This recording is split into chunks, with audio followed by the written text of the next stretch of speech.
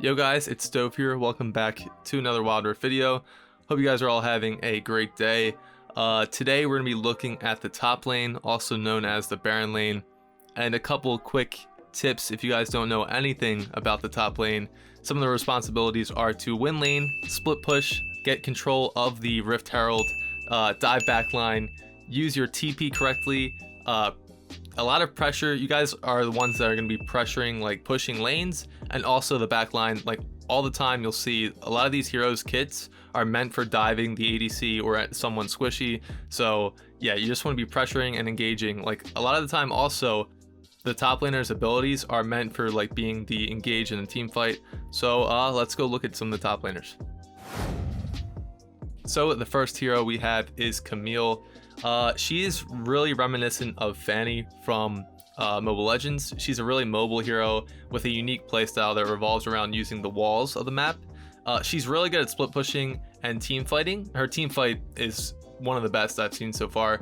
And she has a pretty high like outplay potential, and she's good at diving backline. It's just all about using her ultimate and that one ability that lets her jump off the walls. And a lot of times you can just dive the ADC, lock them into place, and they can't do anything. Once you kill the ADC, you just smurf on the enemy team and just kill them all. So let's look at some of her abilities. So her passive basic attacks on champions grant a shield equal to 20% of Camille's maximum health against their damage type, physical or magic damage, for a brief duration. That's her passive. Her first ability, Camille's next attack, deals bonus damage and grants bonus movement speed. This spell can be recast for a short period of time, doing significantly increased bonus damage if Camille delays a period of time between the two attacks. So you hit it once, you attack, and then you wait a little bit, and it does a ton more damage if you wait and then press it again and do another big attack. Her second ability, Camille blasts in a cone after a delay, dealing damage. Enemies in the outer half are slowed and take extra damage while also healing Camille. So you'll see she has this little like white cone thing that she hits, and it like there is like a pretty decent delay on this. So you hit it, and then a second later it goes out, but you want to make sure you hit people on the outside of it. So it's kind of a skill shot. It'll slow them down. It's a decent heal if you want to trade in lane with that. So the third ability you'll be seeing a lot from Camille, she pulls herself to a wall, leaping off and knocking up enemy champions, whoever she lands on. So you like basically hook onto a wall, and you can click it fast enough where you just jump on someone and they get automatically knocked up. It's a pretty solid stun or knock up.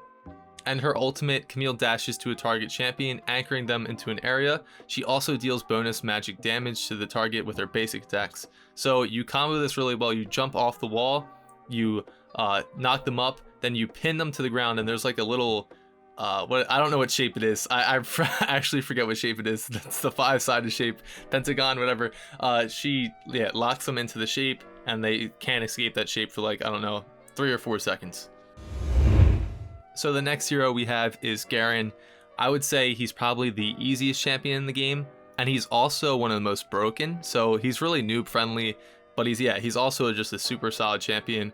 All around, he has a really good kit. Like, he has everything in his kit, and he's a monster late game, super tanky. He can still do a bunch of damage, CC people, just run away. He just has everything in his kit, and he has one of the fastest wave clear abilities in the game.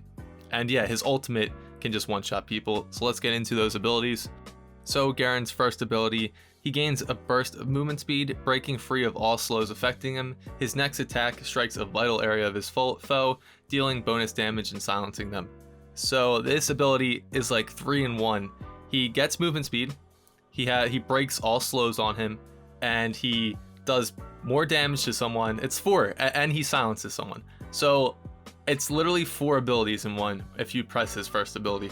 In Garen's second ability, he passively increases his armor and magic resist by killing enemies. Just like Xanus, he gets AD, but here he gets armor and magic resist.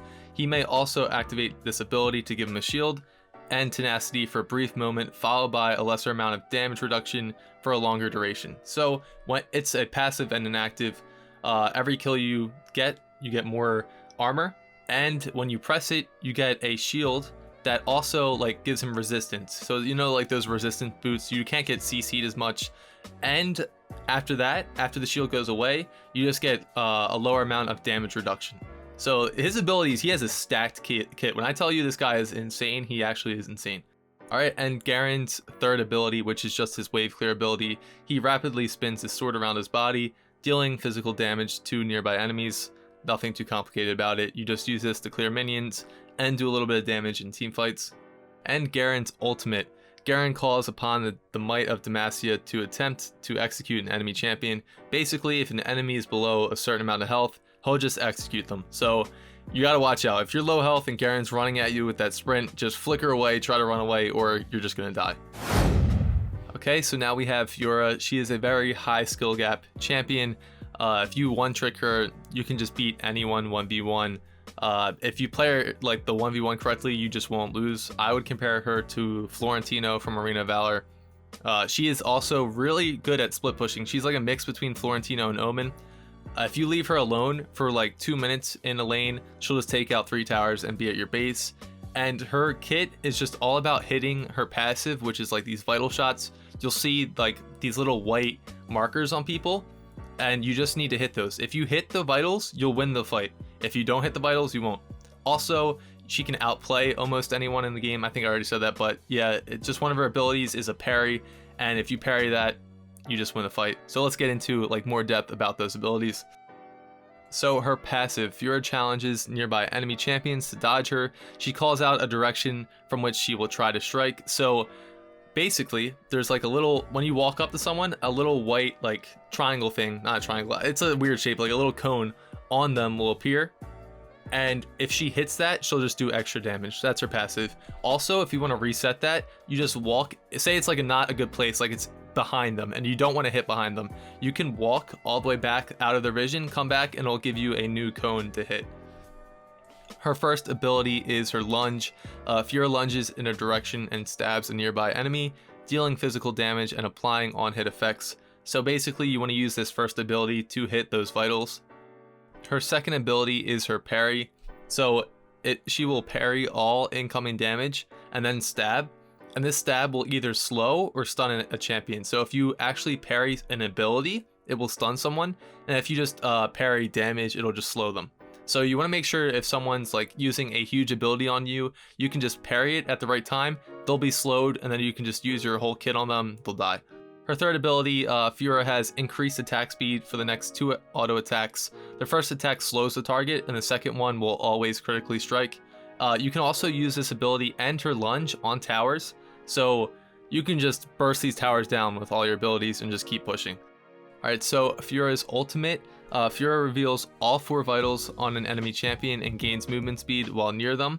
If she hits either 1 or all 4 vitals and the champion dies, she'll have a little like circle of healing on the ground, and it will heal you and all nearby enemies. So in team fights, if you kill one person and your team's around you, it's a really good team fighting tool. Just make sure you have to kill that person that you ult.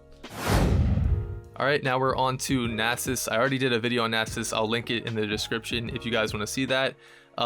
Basically, Nasus is a raid boss with infinite scaling. He's not the strongest early in the game, but if you let him get going, he'll just one-shot you later in the game and be a massive tank at the same time. Yeah, the longer the game goes, the stronger he gets.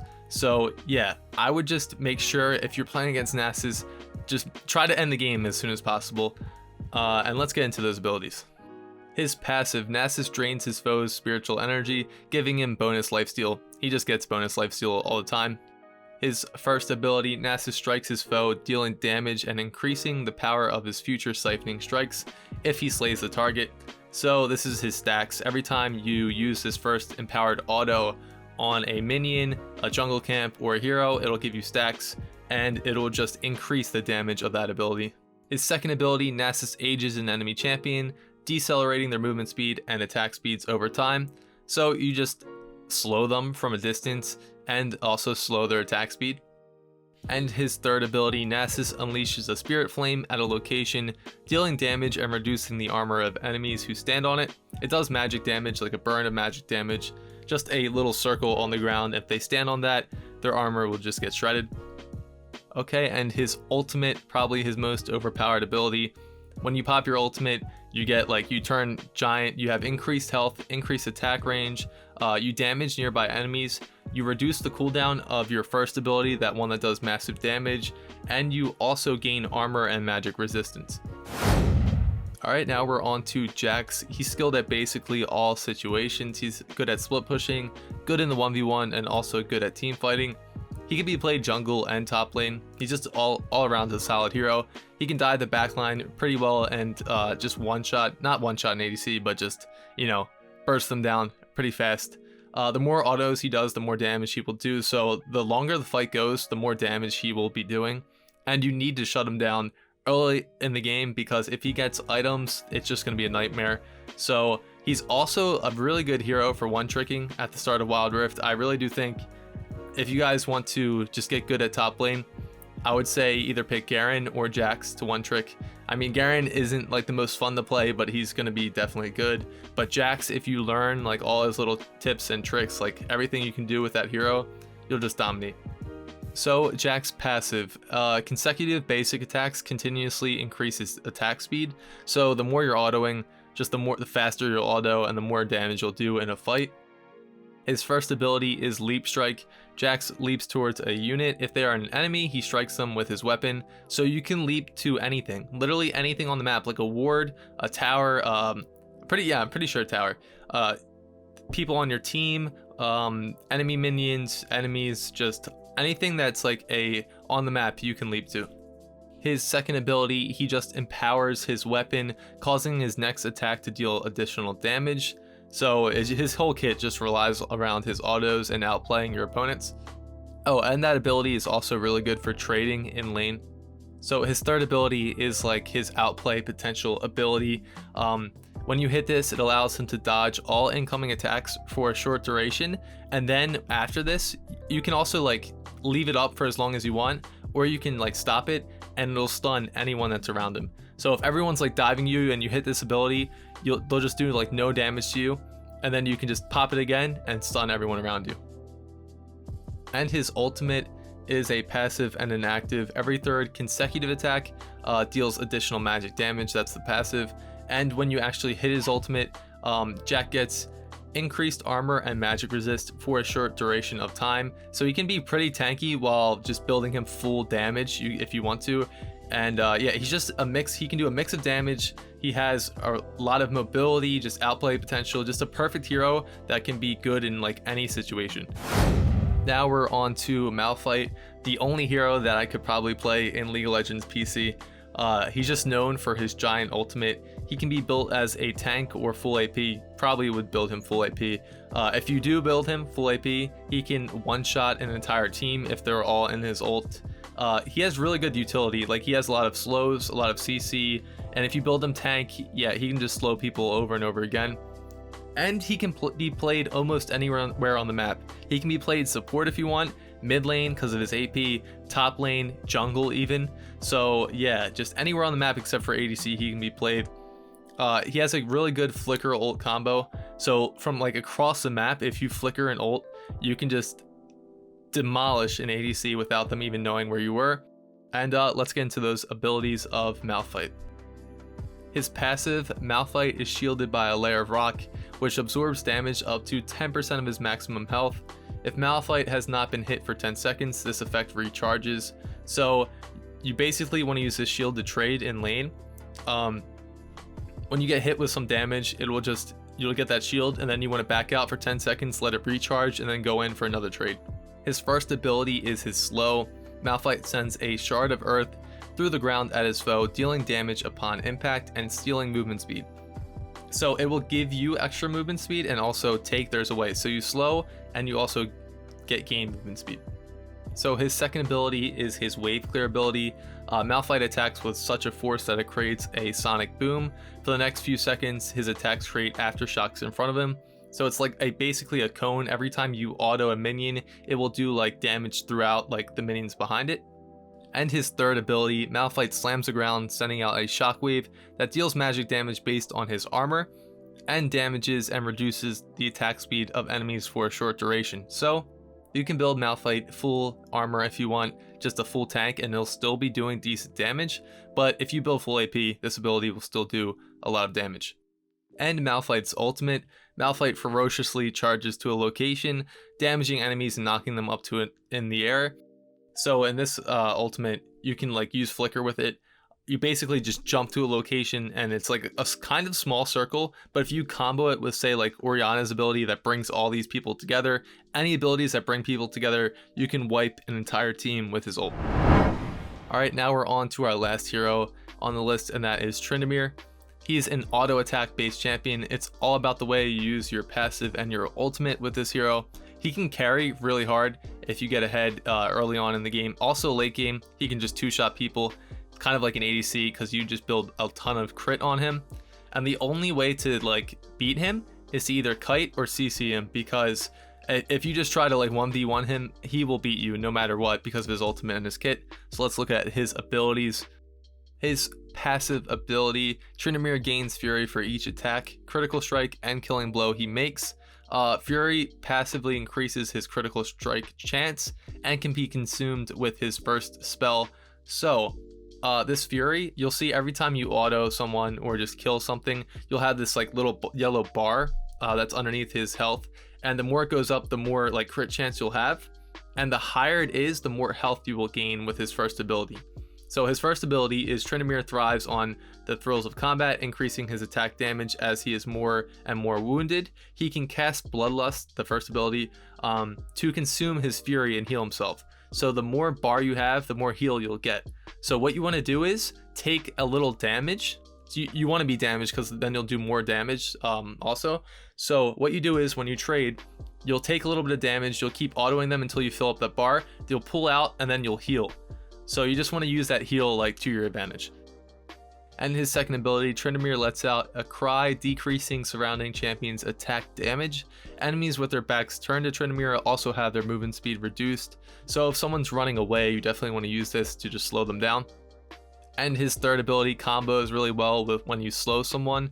Tryn slices towards a target unit, dealing damage to enemies in his path.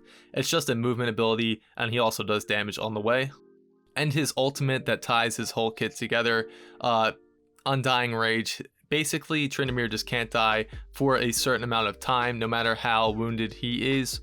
So you want to get super low because you'll be doing a ton more damage. Maybe use that heal from the Fury real quick, and then pop your ultimate. At the very last second, you want to pop your ult when you're low, and then you can build your Fury back up, that passive bar back up while you're killing people in your ult. And as soon as your ult ends, you want to heal yourself, so then you won't die out of your ultimate. So his kit just really ties well together, and you can do a ton of damage if you use it correctly. And yeah, that's all we have for our top lane list. Hope you guys enjoyed this video. Make sure you guys go check out the description below, join my Discord, follow me on Twitter, and I'll see you guys in the next one.